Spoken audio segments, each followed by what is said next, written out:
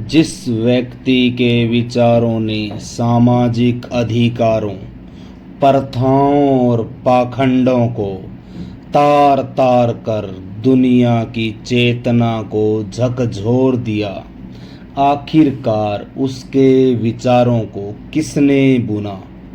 ओशो ने ये शब्द किसके लिए कहे कि मैं जहाँ हूँ वहाँ होने में उन्होंने मेरी हर तरह से सहायता करी। उनके बिना शायद मैं दरिद्र होता या डॉक्टर या इंजीनियर होता। मैं नवीन यादव आपका बहुत बहुत स्वागत करता हूँ। दोस्तों, आज हम जानते हैं ओशो के विचारों को बुनने वाली, जन्म देने वाली उनकी नानी के बारे में। उनके विचारों को कैसे उसकी नानी ने जन्म दिया, कैसे उनके स्वाभाविक जीवन को उनकी नानी ने बनाया। दोस्तों, ये कहने में दो राय नहीं होगी कि ओशो की नानी शक्तिशाली, दबंग लेकिन शालीन स्वभाव की महिला थी। वो देखने में भारतीय कम यूनानी ज़्यादा लगती थी। ओशो तो यह कहने में भी नहीं हिचकते कि उनके अंदर शायद यूनानी खून होगा। उनकी नानी बुद्धि और आंतरिक सौंदर्य की अद्भुत प्रतिकृति थी। देखने में जितनी सुंदर, विचारों से भी उतनी ही सुंदर थी। उनके विचार साहस, सोच, स्वच्छंदता और सौंदर्य बोध से परिपूर्ण थे। उनकी नानी का जन्म खजुराहो में हुआ था। उनके पिता एक कवि थे जिनके गीतों की अगर मैं बात करूं तो खजुराहो और उसके आसपास के गांवों में अब भी गाए जाते हैं। दोस्तों, उनकी नानी उस समय 24 वर्ष तक अविवाहित रही, जिस समय महिलाओं को 14-15 वर्ष की आयु में विवाह करके ससुराल के लिए विदा कर दिया जाता था। और उस समय वो अविवाहित रही जब खजुराहो का राजा तक उनका दीवाना था। रजनीश ने अपनी नानी से एक दिन पूछ ही लिया कि छतरपुर के राजा को मना कर आप इस गरीब से शादी करने के लिए या इनके प्रेम में क्यों पड़ गई? उनकी नानी का यह उत्तर अपने आप में इस क्षेत्र का बहुत बड़ा दर्शन है, बहुत बड़ी फिलॉसफी है। उनकी नानी ने जो उत्तर दिया वो ओशो के जीवन को बदल गया। मैंने देखा और प्रेम हो गया। आंखें देखी और ऐसा विश्वास पैदा हुआ जो आज तक नहीं डोला। दोस्तों, ओशो की नानी के बारे में अगर बात की जाए तो कहते हैं कि एक बार जब देश में जनगणना हो रही थी, उस समय उनके नाना से धर्म पूछा गया तो उन्होंने अपना धर्म जैन बताया। उनकी नानी का धर्म पूछा तो उन्होंने कहा, आप उनसे ही पूछ लो, शायद धर्म एक निजी मामला है जो मैंने आज तक उनसे नहीं पूछा।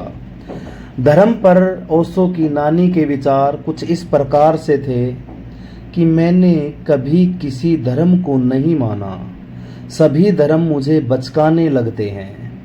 इस बारे में रजनीश के निष्कर्ष को जानना बहुत महत्वपूर्ण होगा, क्योंकि ध्यान ओशो का धर्म बन गया था। ओशो ने अपनी नानी का जिक्र करते हुए अपनी पुस्तक स्वर्णिम बचपन में बताया है। उन्होंने अपनी नानी का जिक्र पूरे विस्तार से और मज़े लेकर किया है। ऐसे प्रसंगों को पढ़ने पर महात्मा गांधी की आत्मकथा सत्य के मेरे प्रयोग का कहीं ना कहीं स्मरण हो आता है। ये कहने में कोई दो राय नहीं होगी कि ओशो का जीवन सत्य के मेरे प्रयोग पर ही आधारित था। ओशो की नानी के बारे में जब जानेंगे तो जो ओशो के निर्भीकता से भी कहीं अधिक अद्भुत साहस का प्रमाण पेश करती है। आइए सुनते हैं ओशो के अपने वक्तव्य में। अगर मैं नानी के बारे में अपने जीवन की कुछ घटना बताना चाहूँ तो आप आश्चर्य में पड़ जाओगे। मैंने नानी से अगर कोई भी ख्वाहिश पूरी करने की आस रखी तो मेरी नानी मेरे लिए अलादीन का चिराग साबित हुई। अगर मैं पीना चाहता तो वो शराब ला कर के देती और वो कहती, जब तक तुम पूरी तरह नहीं पियोगे तब तक तुम इससे मुक्त नहीं हो सकोगे। और मैं जानती हूँ किसी भी चीज से छुटकारा पाने का यही एकमात्र मार्ग है। मैंने अपनी नानी से कहा कि मैं जुआ खेलना चाहता हूँ। उन्होंने मुझसे पूछा कि तुम्हें कितने पैसे चाहिए। फिर उन्होंने मुझे 100 रुपए का नोट दिया और कहा, जहाँ खेलना है खेलो, क्योंकि अनुभव से ही कोई सीखता है। एक बार मैंने अपनी नानी से वेश्या के पास जाने की बात कही। उस समय मेरी उम्र तकरीबन 15 वर्ष रही होगी। मेरी नानी ने कहा, तुम वेश्या शब्द का अर्थ जानते हो? मैंने कहा, मैं एकदम स्पष्ट तो नहीं जानता, पर उन्होंने कहा तुम्हें जाकर देखना चाहिए, लेकिन पहले उसको सिर्फ नाचते और गाते देखना। रजनीश गए और उस वेश्या की क्रूरता ने उसके प्रति उनके आकर्षण को हमेशा हमेशा के लिए समाप्त कर दिया।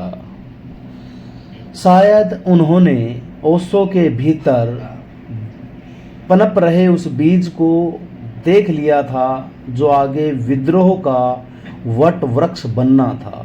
ऐसे महान विचारों की थी ओशो की नानी। और ओशो ने जब उनके घर आए, जैन मुनि का विरोध किया, तब भी उनकी नानी ने उनका साथ दिया था।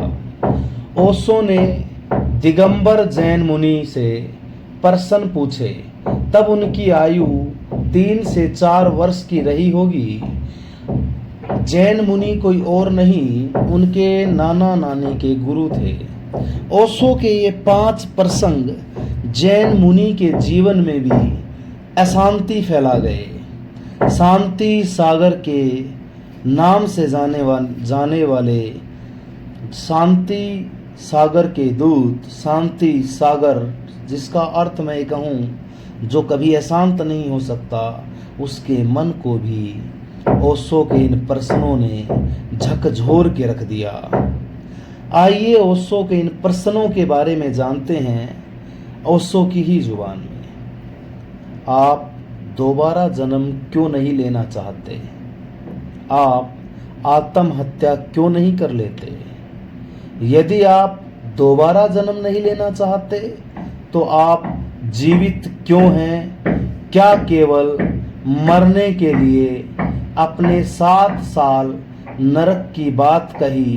अतः प्रश्न उत्पन्न यह होता है कि आपने 7वें नरक की यात्रा की है। यदि आपने यात्रा की होती तो आप यहाँ नहीं होते। अगर आप वहाँ नहीं गए तो आप किस आधार पर कह सकते हैं कि 7वां नरक ही है? ओशो के इन प्रश्नों ने शांति सागर के मन में भी क्रोध उत्पन्न कर दिया था। इस बात से ओशो के नाना थोड़े नाराज हुए, परंतु उनकी नानी ने कहा कि तुम यह मत सोचो कि वो जन्म जात ही इस विद्रोह की भावना को पाले हुए हैं या विद्रोह उत्पन्न करेंगे। वो क्या बनेंगे ये कोई भी नहीं जानता। और ओशो ने अपने तत्काल जीवन में निर्णय किया कि मैं विद्रोही बनूंगा और अपना विद्रोह पूर्ण जीवन ही जीऊंगा। बल्कि किसे पता कि मैं आगे भी विद्रोही बना रहूं।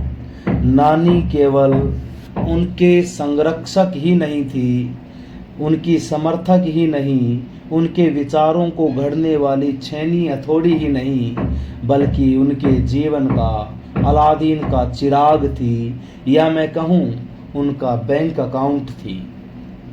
ये बात कहने में दो राय नहीं होगी कि उनकी नानी ने उसके जीवन की हर चीज की पूर्ति की थी। अपनी नानी के साथ इस संबंध में एक अत्यंत संवेदनशील घटना का जिक्र ओशो करते हैं। नानी मुझे बराबर पैसे देती रही। तुम्हें जानकर आश्चर्य होगा कि जिस महीने उनकी मृत्यु हुई उस महीने भी हमेशा की तरह मुझे पैसे भेजे।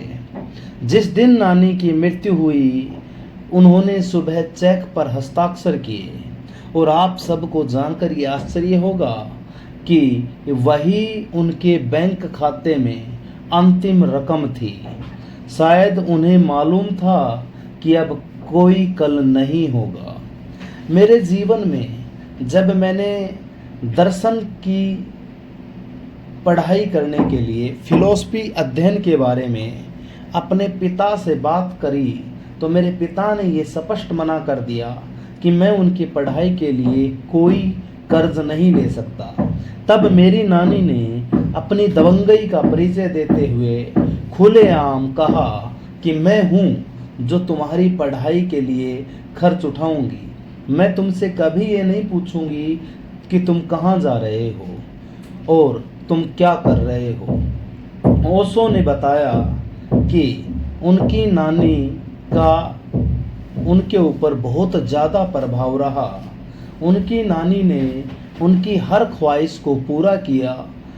बचपन में मेरे पास किताबें नहीं होती थी, उस समय मेरी नानी ही मेरे लिए किताबें खरीदा करती थी, और हर कोई ये सोचता था मेरे किताबों से भरे हुए कमरे को देखकर कि मेरे पास इतनी किताबें आती कहाँ से हैं और उनके पैसे कौन देता है।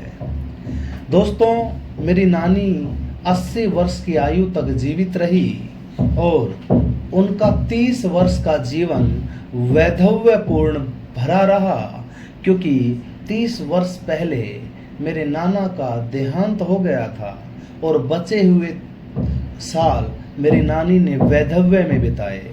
जब मैं मेरी नानी से अलग हुआ तो मैंने मेरी नानी से ये कहा था कि मैं आपके अंतिम संस्कार में ज़रूर आऊँगा, और उन्होंने अपने जीवन के कुछ वर्ष कूचवाड़ा और कुछ वर्ष गाडरवाड़ा में बिताए। और जब मैं उनके अंतिम समय में उनके पावन शरीर को मुखाग्नि देने पहुंचा तो ये मेरे लिए बहुत कठिन था। दोस्तों, ये थी ओशो के विचारों को बुनने वाली, घड़ने वाली एक वो छेनी हथौड़ी जिसने ओशो के जीवन को बदल दिया और रजनीश को ओशो, या मैं कहूँ चंद्रमोहन जैन को ओशो बना दिया, जो कि सदी के महान दार्शनिक सिद्ध हुए। ओशो जो हैं वो उन परंपराओं का सदैव विरोध करते रहे जिनका जवाब उन परंपराओं को वहन करने वाले व्यक्ति के पास भी नहीं था। ओशो ने सदैव जीवन के शब्दों को समझा, जीवन के अर्थ को समझा।